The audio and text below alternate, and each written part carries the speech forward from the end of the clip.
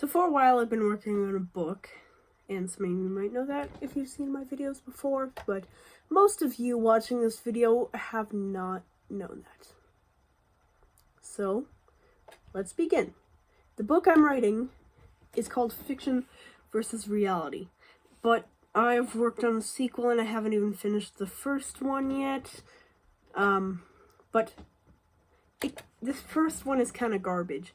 I think it would work better if I made a summary of the first book instead of having to rewrite it all to make it better, because I'm extremely lazy.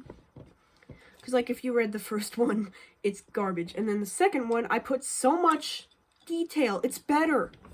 So, let me give you a summary of the first book. So, here's how it goes. A student named Jason, he is 16 years old and goes to a school, which I'm not going to say the name of since it takes place in the town I currently live in. To make it, it's basically for people who live around where I live. So, he goes to the school, and they are taking a field trip to, well, a science lab. The science lab, I almost said the name of my hometown. Jeez, that was a close call. I don't know how to edit, so then I would have to restart this all over again. So anyways, let's begin. With them taking a trip to the science lab, the main character, Jason, his good friend named Matthew, is an extrovert and a nerd. Well, he is an introvert and, yeah, just mainly an introvert. So what happened was, when they got to the science lab, the scientist, Jason didn't really trust him, got a sense of uneasiness, just was a bit distrusting of him. Just didn't really trust him, felt like he was hiding something. Which is true, he was hiding something, but I haven't explained that yet. So, when they got to the science lab, and the main machine that the scientists at the lab had created was called Writer's Reality. It was supposed to blur the line between fiction and reality, but since it was using dark matter, which in this universe uses my own theories. Now, I'm a huge fan of science fiction. It's my favorite genre. But I also wanted to make it a bit realistic, and since we don't know that much about black holes in the real world, I decided to make it that since it's used with dark matter, and dark matter we barely know anything about, dark matter is extremely, extremely uncontrollable. You have a better chance of controlling you have a better chance of controlling a demon than controlling dark matter. Because it's extremely unpredictable and there's no way to counteract it unless if it's basically an they take something and turn it into basically, forgot what it's called, but they basically take it and turn it into something which will protect you from the thing. I forgot what it was called though. But since dark matter is extremely unpredictable and weird, they haven't made one like that. So they have no cause, they have nothing to stop it if Writer's Reality goes wrong. And using dark matter is extremely unpredictable, and there's no way to predict what would happen. Since Matthew was a bit of a nerd and distrusting how this happened, how this thing was supposed to blur the line between fiction and reality, he activated the machine and cost him his life. Jason was not able to see what happened. All he saw was Matthew's soul being ripped out of his body and dragged into Writer's Reality. Now, for some reason, I've just always imagined Writer's Reality as the Fortnite Zero Point. So let's just say it's that. Imagine Fortnite Zero Point. That's what Writer's Reality looks like. So, then what happened was, Jason blacked out, and he temporarily died. But the scientist, whose name is Gary, was able to bring him back. Gary didn't explain everything to him quickly. He planned on never explaining it at all. But he showed a list of code names that Writer's Reality had basically revealed. And what they were Where I can't remember what they were. I don't have it pulled up on my laptop. I have the sequel pulled up on my laptop.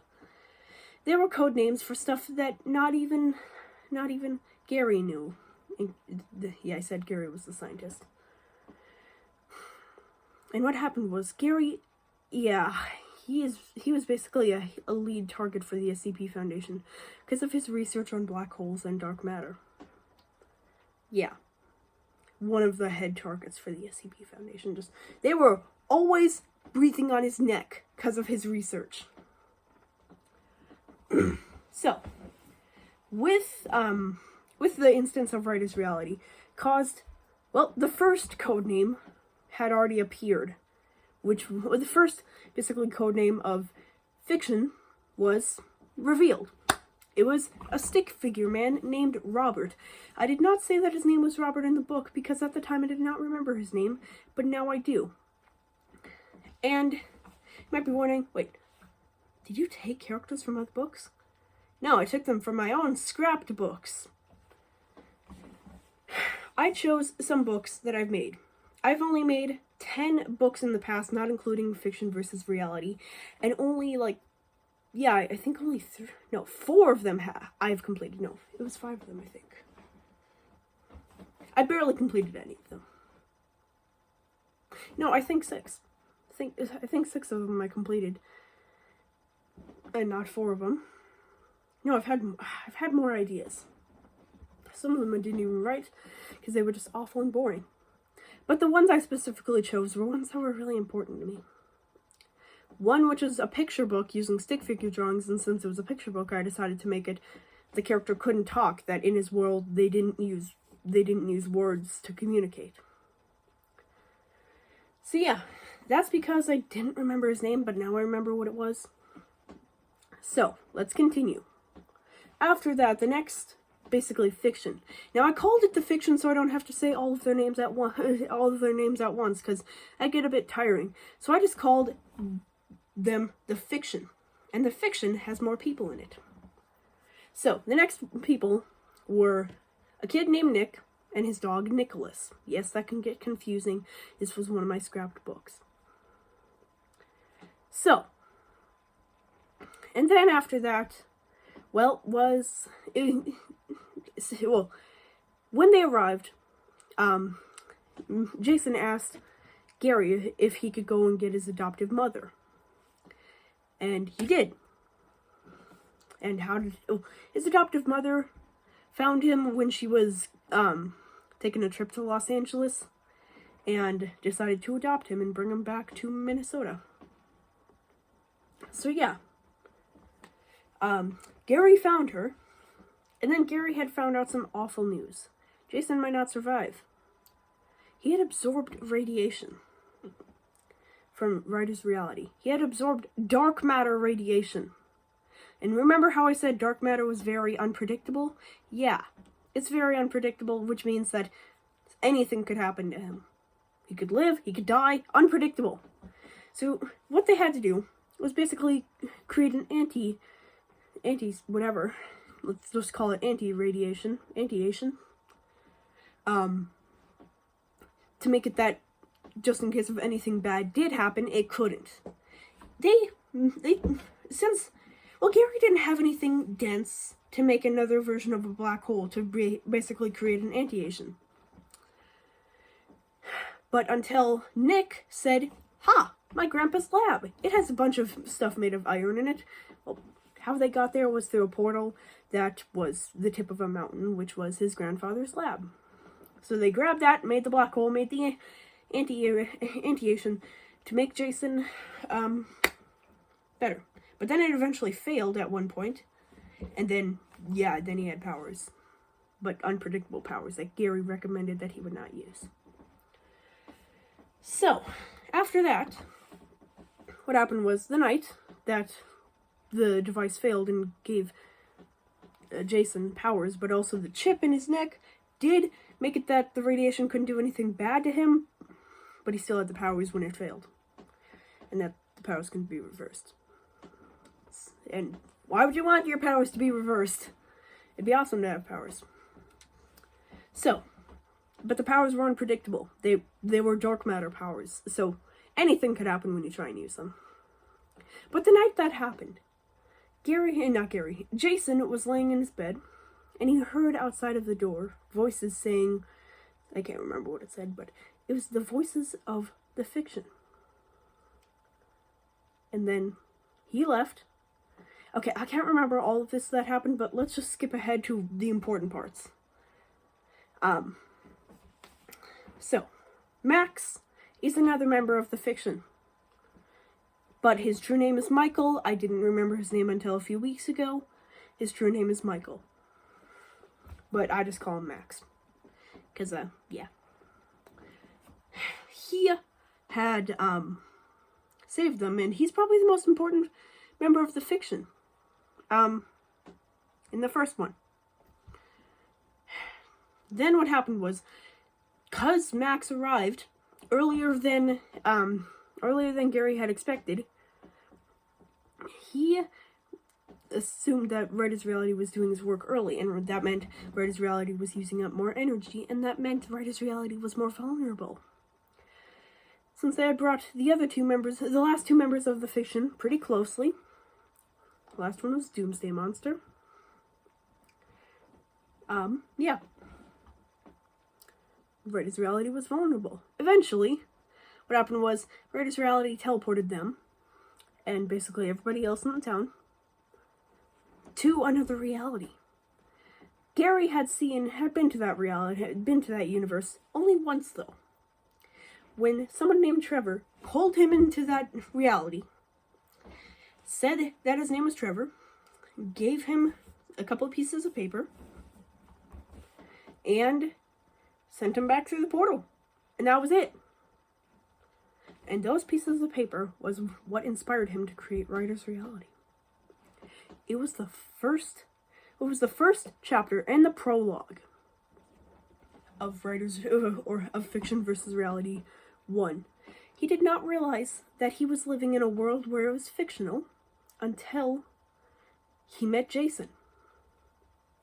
And he got those papers over a decade prior to when Writer's Reality was first activated. Actually, no. Writer's Reality was first activated a decade prior, but that isn't told until the sequel.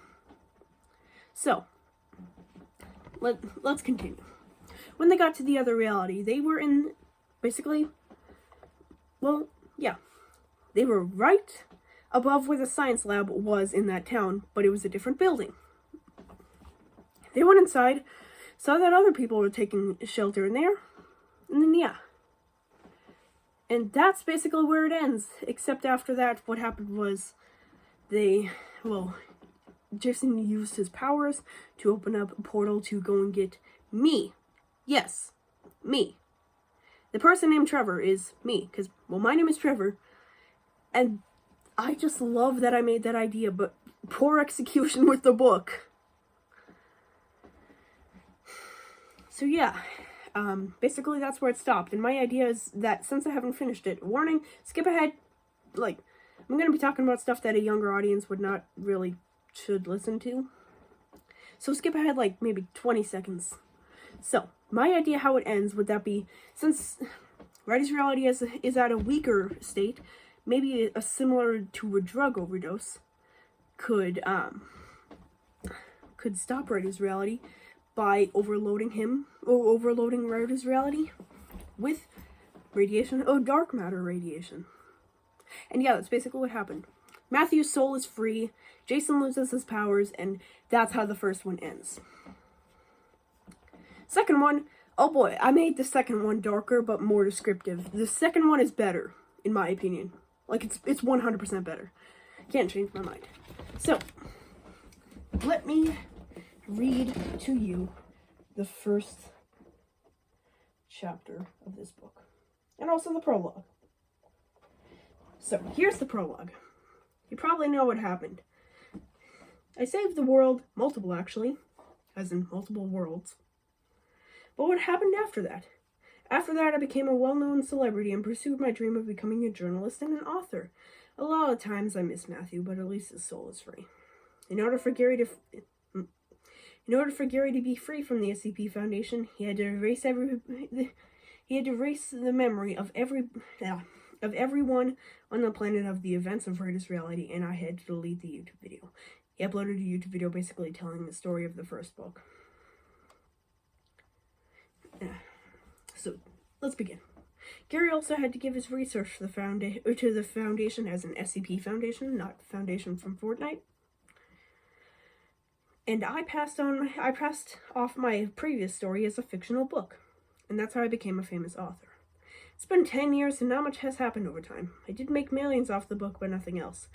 Jane and Gary started dating in my senior year of high school and eventually got married. Oh, did I mention that Jane is Jason's adoptive mother? Not even technology advanced that much until something happened to somebody. Let's begin. And that was the prologue. Kind of short, but it doesn't matter. Come on, let me scroll down. Grab the mouse then. Is this even gonna work? Okay, I'm sorry for wasting time. Being kind of slow. Why? What do you... Okay. Sorry that I'm leaning back like this. Alright. So, let's begin the story. So, Chapter 1. Why are they back? But who? You'll find out. So, I woke up to look on my phone to see something which was scary. A mid-20-year-old man was mauled by an unknown creature, the news reporter said. He lost one of his eyes and had to have his right arm amputated. We were able to talk to him and get his story. I was driving late and I saw a figure running close to my car. The figure was also looking at me, but since it was dark and I thought I was imagining things, I had to keep my eyes on the road. As soon as I looked away, the figure lunged at me and broke through my passenger side window. Luckily, there was a car behind me who saved me before I was killed. The creature got scared when they saw the people driving the other car. We were able to get a sketch of the creature, said the news reporter. He showed us the sketch of the creature, which looked to be the corpse of a mid-20s man. The skin was pale, the hair was falling out, and so was the skin. I immediately called Gary, but he didn't pick up. I got up to get dressed. I went to my car, but it wouldn't start. It's kind of my fault for staying in Minnesota during the winter. I called Gary again. Pick up, this is important. What? Gary said in a tired voice. Did you see the news? I asked. No, Gary replied. What is on the news? Someone was attacked by somebody who looked like Max. Gary was silent until he hung up. I went back inside and waited until Gary did something. While inside, I turned on my TV to watch something. But my mind would not stop spinning about how this could have happened. I got a text from Gary saying to look out the window. Alright, hold on. Let me scroll down. Where was I? Ah, there it was. Gary was laying in a capsule which was floating off the ground. I went outside to talk to him. Gary lowered the capsule and opened it up. Your car ain't starting too? Gary asked. So you had the same problem, I replied. But what is this? With the SCP Foundation taking my research on black holes, they didn't take research on any other things. Gary said while getting out of the capsule. Take this machine and go to a restaurant on the outskirts of Los Angeles called Random Cape. I think I pronounced that wrong. Oh, by the way, Random Cape, I think is Korean for Random Cafe. That's why it's named that. Talk to the owner and ask about his brother. Why don't you go? I asked. Gary looked to be guilty and embarrassed when he said, I'm sort of responsible for his brother's death. What about my dogs? I asked. I could take care of them. They're still puppies. You should be able to take them with. I could take care of them, but they're still puppies. But since they're still puppies, you should be able to take them with. Gary replied, sorry, I got confused. Jane and Gary's dog had puppies, and they were going to put them up for adoption, but I didn't want them to go up for adoption, so I offered to take all 7. The capsule closed, then I grabbed the instruction manual. My dogs were laying on my lap and sleeping. They were only about 3 weeks old, so they weren't that big. Inside was a small mattress to lay on, and it was about 1.5 feet tall of room with 2 feet. It was about 1.5 feet tall. It was about half feet tall of room inside, and about 2 feet of room for width. The length was about 7 feet. I put 7 feet tall. Why? The length was about 7 feet. There were propellers on the bottom and the bottom of the outside, and with retractable landing gears. On the inside, there was a wall that went over top, while the rest was transparent.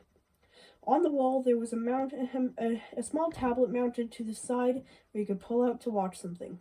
The tablet only had YouTube, Netflix, and a GPS. Under the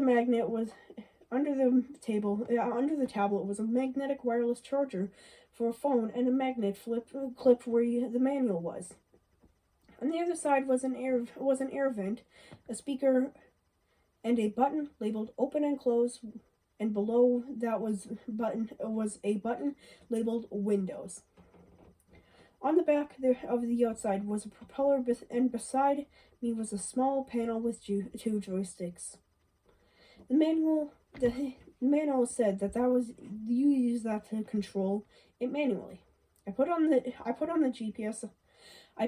in the GPS on the tablet Landom Cape, and it asked if I wanted autopilot on, and I said yes. It lifted off, and I started flying southwest. I took a nap, pressed the button which covered up the windows, and pressed the button which covered up the window. When I woke up, it was 12:00 p.m. So I opened up the shades to see I was flying over Denver. And I noticed the battery was low, so I was going to make a pit stop at the gas station. When I got out, I took the joystick panel with me. When I got out, I took the joystick panel and took it with me after I recharged the battery. I put the capsule on top of the gas station and went inside to get food. Will that be it? The cashier asked. Yeah, I replied. I walked out with my Doritos, Coca-Cola, and the joystick panel. While I was in the gas station, I was surprised that nobody was wondering why I had a joystick panel. I brought the capsule down while my dogs were still sleeping. When I opened it, I looked behind me back at the gas station to see 8 people in black clothes and masks with the face of a black cat on it. I rubbed my eyes and they were gone. I was scared, so I quickly got into the capsule and took off. I moved my dogs back on my lap and started watching some Netflix to try and clear my mind, but I couldn't stop thinking about the people in cloaks and masks. A couple minutes later, my dogs woke up, so I had to take them outside. I stopped near a dog park and brought them there. At the dog park, I saw people in black clothes and black cat masks. I rubbed my eyes again, but they were still there. It looked like they were moving towards me, and nobody else noticed they were there. I started to walk with the leashes in my hand, and my dogs noticed that I was moving, so they started following me. The people in cloaks and black cat masks were not walking or running towards me, but gliding about 2 inches off of the ground. I got to the capsule with the dogs, pressed the button on the joystick panel to open it up. As soon as I turned around, the people in cloaks were gone. I got my dogs into the capsule and took off to continue the trip. I called Gary and asked if he knew what the people in black cat masks were. Hello, Gary answered. Do you know what the people in black cat? Do you know what the people in black cat? Do you know what the people in cloaks and black cat masks are? I asked. If I did, I would tell you, Gary replied. I would confront them if I were you, he said in a sarcastic voice. I hung up and gave my dogs food. I continued to watch Netflix until my screen was interrupted by someone in a cloak and a tabby cat mask. The man spoke. I know you have contacted your buddy about my followers. If If you tell anybody else what I'm doing, I will not hesitate to kill your family. My screen went back to the show I was watching. I was terrified. I knew the man wasn't bluffing, so I didn't call Gary or anybody else. A couple hours later, I crossed the border into California, and I was about 1 hour away from Los Angeles. I tried to fall asleep, but I couldn't. When I arrived in Los Angeles, I started looking for Landham Cape and found it, and it was about to close. I got out of the capsule. I got out and moved the capsule on top of the building and went outside. I saw the staff cleaning. Where was I? And a man who looked at me when I went in. The man had a short but bushy beard, along with gray hair and blue eyes. He looked at me and said, "Jason, I remember when you were a baby." Alright, so I probably should have mentioned Jason is from Los Angeles, and that's chapter 1. A bit short, but is that good? Do you think it's a good chapter? Chapter 1? Let me know in the comments down below if chapter 1 was good, because I think it was pretty good. In my opinion, it was better than the entire first book. So, I'm going to start chapter 2 now.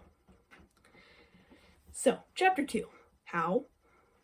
Reason why? Los Angeles is a big city. Do you really think it's possible that someone knew just one random person's parents? Yeah, it's kind of unlikely. You probably don't remember me, but I do. You probably don't remember me, but I do. What did I say? You probably don't know. Okay, sorry. You probably don't know or remember me, but I do, the owner said. "You know my parents?" I asked. "Yes, but sit down. I can tell you, he replied. He brought me over to the booth and sat down. And so did I. "You're probably wondering what my name is," said the owner. "Yeah," I replied. "The name is Sam. Sam Nom. That's a weird last name. It's French." Okay, I'm going to pause real quick. Nom is, if I'm not mistaken, it's French for name. Since, I'm lazy, so it takes me less time. I usually, unless if it's a name, I put just basically what the thing is, put it into Google Translate, and then there we go. Sam pulled out a cigarette box and pulled 2 out. "You want one?"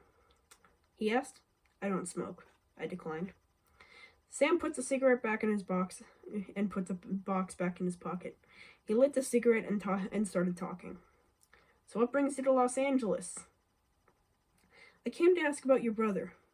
Sam paused and looked at me like I insulted him.